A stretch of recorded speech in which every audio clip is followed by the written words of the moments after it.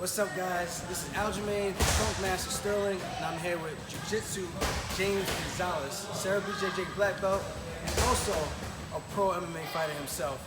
Now, you guys want to know the technique and the dirt behind the Funk-Strudel.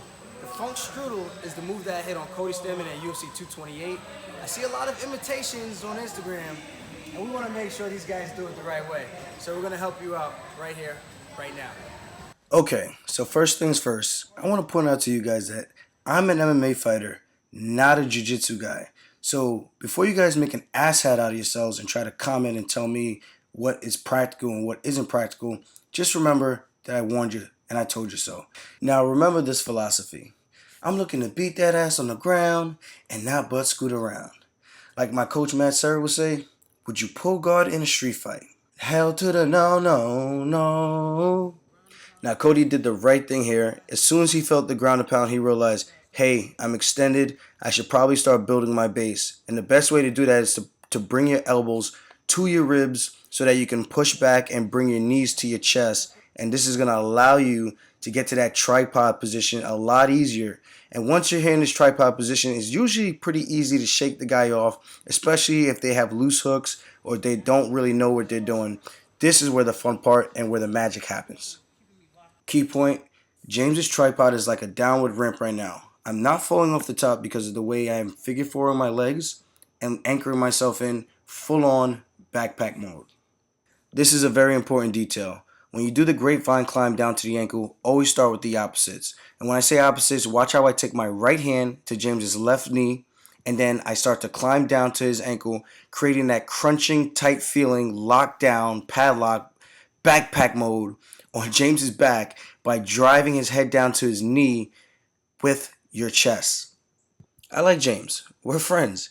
And as you can see, when I hit this submission, I don't do it exactly how I did it in the fight.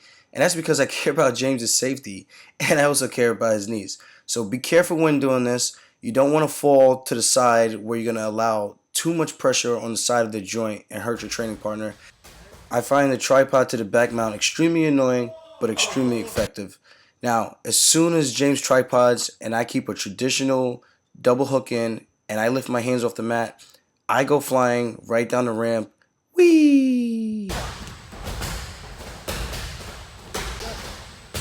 Control my legs. Lock. Now I'm inside. Hey, if you're feeling froggy, you can just dive right for that ankle. But right here, watch the grapevine, inching my way down, all the way down to the ankle, nice and secure. Then you get the break.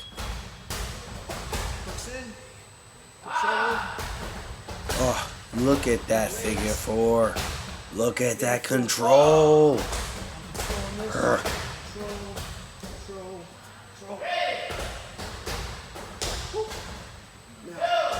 This leg, super important hooking. This one's coming out here. Real quick. The main thing about this, at least to me, is the control with the legs, which takes up a lot of energy. Because this guy's gonna be looking at tripod. Even when my hooks are in here, I'm in a good position. But once he starts to buck me up, I'm gone. And then he's gonna be on behind, taking the back. Pay attention. I'm about to drop some knowledge on why you can't do a traditional figure four of the body and get this finish. Pay attention. I can control this the same way, controlling the hands, control, and slip this underneath. But the thing, I don't get this leverage with this foot right here. So I need this one to be inside so that I can hold this one across and I can extend this knee right here.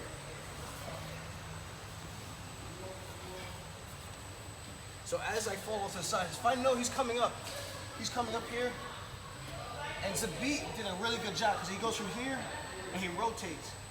As he takes this hand, he catches. Full extension, I can pull this all the way back. Pull this here, controlling, and then right here, full control. Now Zabit took this and he pulled this all the way to his head. And Davis was super flexible right here in this hamstring area. But once you start to put a lot of pressure on this knee, I grab my opponent by the foot, I pulled and it put a lot of pressure as my weight fell and collapsed on that knee, and that's what caused the pop and a lot of pain. In jiu-jitsu, we say that's the break. That's the break right there. So one last time. Maintaining this control is everything. You gotta be a backpack.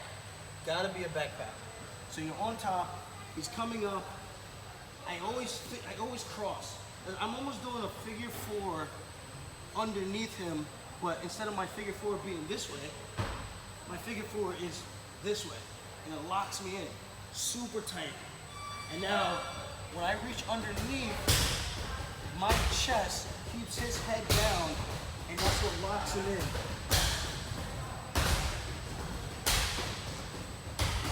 Pulling his knee all the way across, and going back my time.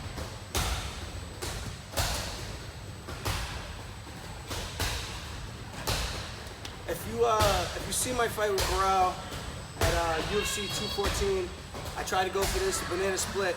I fall off the top and I pull that thing all the way back, and Barao's pretty much has his knee touching his nose, and he's still defending, comfortable in that position. Obviously he's really tight, but when you got a guy like a BJJ black belt in those positions, super flexible, more than likely they're not going to tap to that. And James can tell you he's a pretty good leg lock specialist. And I don't know if you can explain where you feel that pressure on the knee better than I can. Just like the breaking points. Well, depending on what angle you're on, Aljo was on the outside of his kneecap when he fell to the side. So a lot of the outside of the knee, that LCL area, is what probably will pop in that position. The one with the feet, he had more of it being straight on square with him, so it was more of a hamstring attack, or I guess you could say tear if he did rip anything. But depending on what direction the knee is facing is where you're going to have that's an inside Senkaku, I think they call it over at Henzo's. Or you could do an inside heel hook over here. You keep the foot either on the inside, or you can extend it through and make like a triangle adjustment with your legs. And then it's the same thing. I catch the toes on my bicep. I make that palm-to-palm grip. If you can, double wrist grip. It'll make it less slack. And then you pull not across your chest and roll, but you want to pull it up towards your chin. And that's where you'll get the most out of the attack without giving him a way out to run away and spin out of it. And as John Danaher would say, why would you ignore 50% of the human body? That's true. Well, if you guys have any questions for us, please leave your comments below. I'll make sure to get back to you guys. You guys can follow Jiu-Jitsu James at Jitsu James on Instagram, guys. Very easy, simple. I know there's a lot of guys who want to steal that name from me, but they ain't getting it. Jitsu James, follow me. This guy's a ninja. You want to know how I got my backpack so good? This is one of the guys that helped me a lot with that. So make sure you guys give him a follow. Don't forget to like my page. And if you like my shit, subscribe to my shit. Or spinning back kick.